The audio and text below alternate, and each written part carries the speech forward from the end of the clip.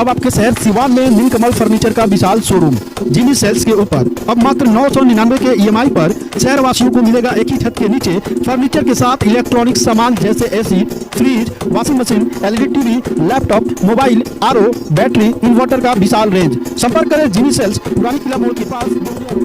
सिवान जिले का सबसे प्रतिष्ठित एवं संसाधन युक्त college Z Islamia college of technology and management यहाँ BCA, BBA, ब्लिस, पंचायत राज, अकाउंटेंसी इत्यादि कोर्सों में एडमिशन चल रहा है। यहाँ डेली प्रोजेक्टर के माध्यम से क्लास एवं लैब की उत्तम व्यवस्था। यदि आप रोजगार उन्मुखी कोर्सों में नामांकन चाहते हैं तो आज ही संपर्क करें जेड इस्लामिया PG कॉलेज में या कॉल करें 99 391 23 815।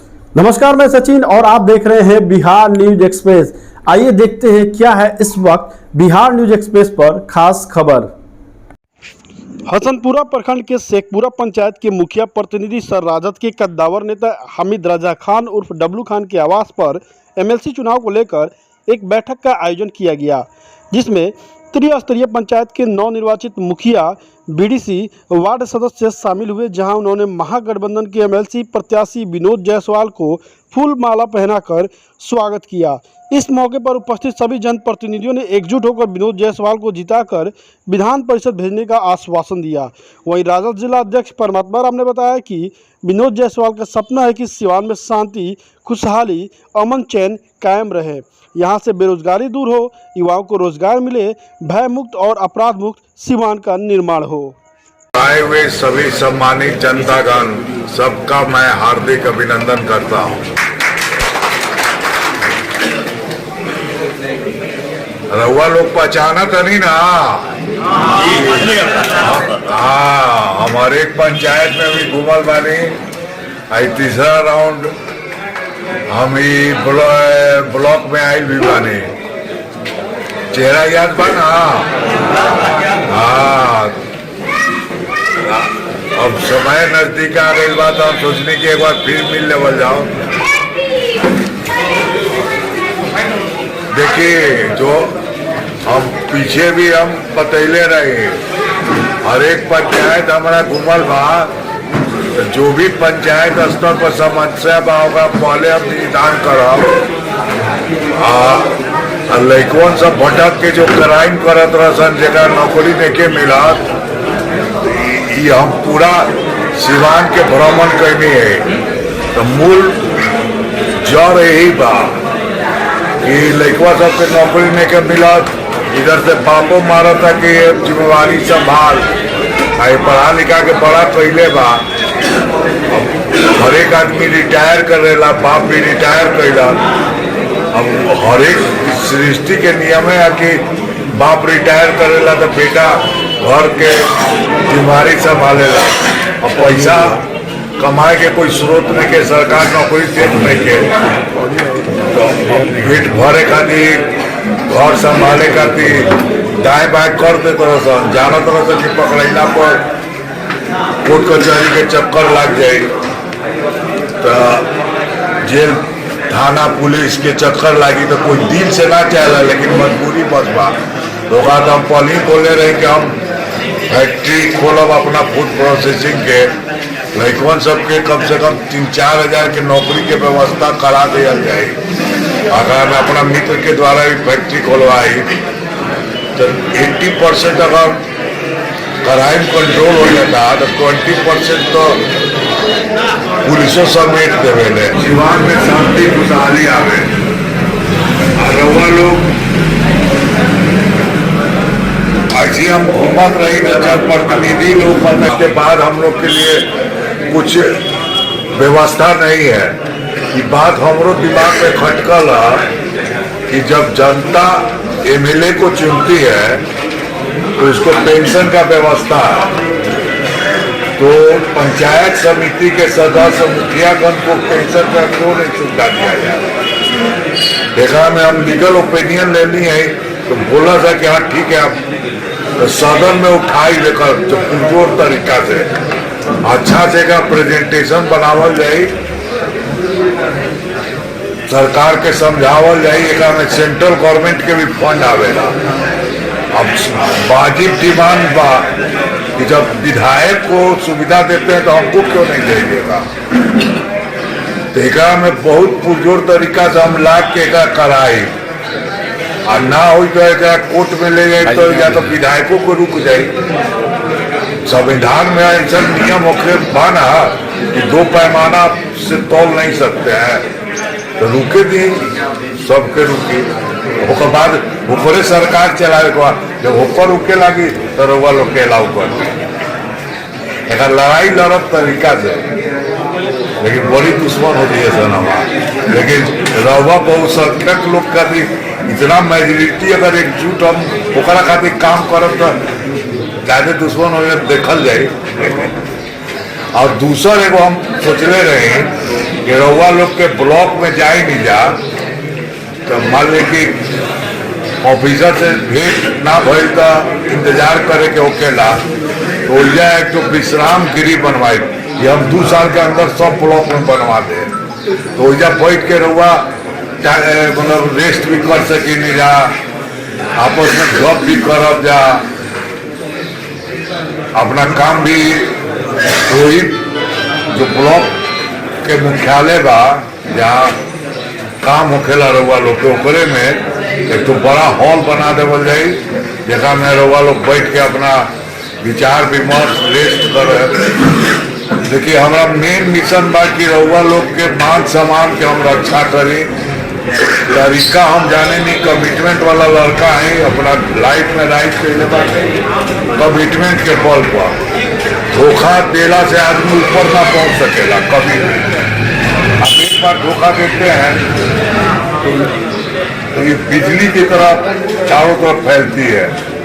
आपका साथ जब खराब होता है ना तो आप तो जब आप फंसिएगा तो सारा लोग एकजुट होकर आपको बर्बाद कर देगा। तो हम लोग शुरू से ही परोपकारी नेचर के थे।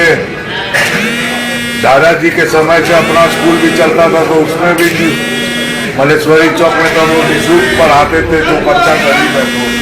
तो इससे क्या हुआ कि भगवान भी हम लोग को आशीर्वाद देते रहता है। ये बात सही है कि जरूरतमंद को आप मदद करिएगा तो आप कभी मुसीबत में नहीं फंसिएगा, भगवान आपको रक्षा करते रहता है। तो ये सब चीज है, ये सबको को करना चाहिए। अगर हर एक आदमी एक दूसरे को जरूरत पर मदद करे तो कभी भी अराजकता नहीं फैल सकता है। लेकिन हर एक अब लोग का अपना अपना जीने का लाइफ स्टाइल है, तो सबका तुलना नहीं किया जा सकता है। लेकिन हम भी चाहते हैं कि मदद करिए। देखिए आपको ऊपर से हमेशा भगवान साथ देगा। तो ये सब मेरा प्लानिंग के साथ हम अपना विजन के साथ आपके बीच आए हैं। आपका आशीर्वाद चाहिए हमको, एक बार दीजिए, विश्वासघात नहीं करेंगे। ये हम वादा करते हैं, जो बोले हैं करेंगे। ये हम नहीं बोले हैं कि इसको सिंगापुर बना देंगे, चकाचक कर देंगे। पर अगर लॉ एंड ऑर्डर कंट्रोल हो जाएगा तो आपका शांति खुशहाली बहाल हो जाएगी। सुकून का लाइफ जीने में इसका एक अलग आनंद है। आप घर में चैन से सोते हैं। अगर टेंशन रखिएगा लाइफ में तो कष्ट बीमारी पकड़ेगा। व्यापारी डर रहा है कि हम दुकान खोलेंगे तो घर लौटने के समय पैसा लुटा जाएगा, बर्तन लुटा जाएगा। भय बना हुआ रहता है ना, आदमी चैन का नींद नहीं सोता है। तो हमेशा दिमाग में रहेगा कि आज बच गए, आज बच गई। तो ये लाइफ ज्यादा बीमारी को खर है सब। तो हम सबसे मेरा मिशन है कि सिवान में शांति खुशहाली हो, लोग को रोजगार दे दे, आप लोग का मान सम्मान का रक्षा करें, आपके अधिकार को हम वापस करवाएं। यही मिशन के साथ, एजेंडा के साथ हम आपके बीच आए हैं। जो बोले हैं वो करेंगे। आशीर्वाद मांग रहे हैं, पूरा आशीर्वाद दीजिएगा, उसका बंटवारा मत करिएगा। प्रथम वरीयता का वोट ही दीजिएगा। आग्रह करना चाहता हूं कि समय बहुत नजदीक है और आप सबका सहयोग पूरा चाहिए और एक ही नारा होना चाहिए। प्रत्येक जनप्रतिनिधियों का एक ही नारा होना चाहिए कि विनोद जायसवाल जी हमारे हैं और इनका जीत सुनिश्चित करने में आप सबका विनोद जायसवाल बन के काम करना पड़ेगा आप सबको। बहुत बहुत और आप सभी लोग से उम्मीद और आशा रखते हैं कि आप लोग सभी लोग आज से विनोद जायसवाल बन के अपने पंचायत में एक दूसरे वार्ड से बीडीसी से सबसे अपील कीजिए कि हमारे विनोद जायसवाल जी से किसी का टक्कर नहीं है और वो सीधे चुनाव जीतने जा रहे हैं। इसी शब्दों से जय हिंद जय भारत। मुखियागढ़, पंचायत समितिगढ़, वार्ड पार्षद, जिला पार्षद, माननीय महागठबंधन के प्रत्याशी विनोद जायसवाल जी उपस्थित, हमारे महागठबंधन के सारे नेतागण, कार्यकर्तागण, साथियों, आप सब लोगों को पता है कई बार इस प्रखंड में हमारे महागठबंधन के प्रत्याशी माननीय श्री विनोद जायसवाल जी जनप्रतिनिधियों से, सम्मानित लोगों से मिल भी चुके हैं। अब समय चूंकि बहुत नहीं है, मेरा गुजारिश होगा, निवेदन होगा आप लोगों से, इस प्रखंड वासियों से, इस प्रखंड के लोगों से कि आप लोग अब आस-पास पड़ोस में जो भी आपके वार्ड सदस्य हैं, मुखियागण हैं या मुखिया जी लोग वार्ड को अपने साथ लेकर अगल बगल के पंचायत में घूमे, प्रत्याशी जी का हम लोग इंतजार नहीं करें, क्योंकि अब समय कम है। कोई भी लड़ाई, कोई भी जंग कप्तान नहीं लड़ता है, सिपाही लड़ता है। हम लोग जो महागठबंधन के कार्यकर्ता है, सिपाही है, हम लोग को भी दिखा देना है कि देखिए हम लोग में कितना दम है। अगला बार थोड़ा बहुत कमी से कहीं ना कहीं भूल चूक हम लोग से हुआ था, हम लोग बहुत कम वोट से चुनाव हार गए थे, लेकिन इस बार सारे लोगों से मेरा निवेदन है, आग्रह है कि अपने अपने पंचायत पर आप लोग ख्याल रखिए, बगल के पंचायत पर ख्याल रखिए और किस तरह हमको अपने वोटर को ले जाना है। मान लीजिए किसी हमारे वार्ड सदस्य के पास अगर साइकिल भी नहीं है तो हम कैसे उसको ले जाएंगे, ये सब तैयारी में हम लोग को लग जाना है। बाकी जो भी होगा हमारे जिला अध्यक्ष भाई परमात्मा राम जी आपको बताएंगे। फिर हमारे जो प्रत्याशी है महागठबंधन के श्री विनोद जायसवाल जी, हम आप लोग से बता देना चाहते हैं कि साफ सुथरा छवि के व्यक्ति हैं।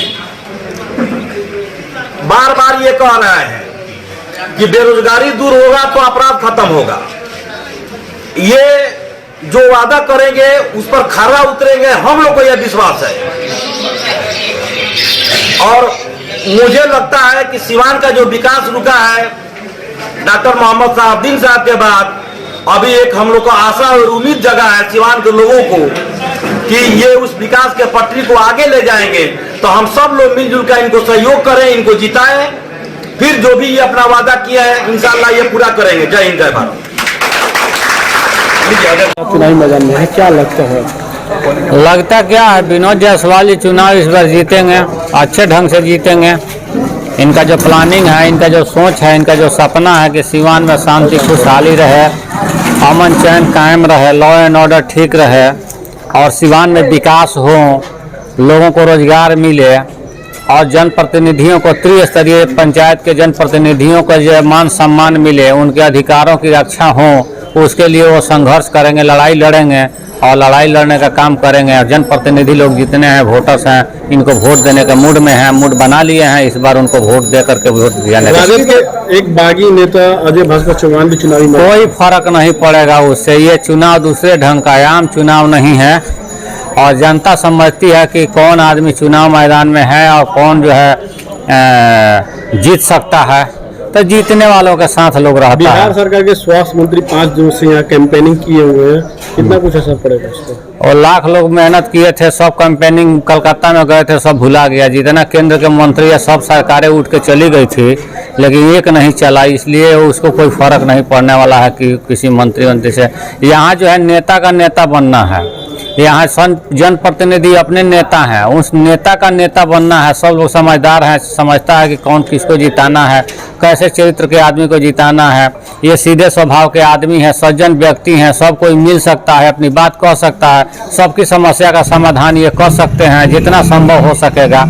अरे सारे लोग पूरा तो नहीं हो सकते हैं, लेकिन जितना संभव होगा ये कर सकते हैं, सक्षम हैं। ये सरकारी स्तर पर भी कर सकते हैं, अपने निजी स्तर से भी भगवान इनको दिए हुए हैं, सक्षम हैं। ये लोगों की मदद करते हैं, ये लोगों को देंगे, लोगों से लेंगे नहीं। पिछली बार कहाँ चूक हुई? हाँ, पिछले बार चुनाव जो लड़ा गया था उसमें कुछ चूक हुई थी, जो हम लोग का एहसास है वो बताने वाली नहीं है।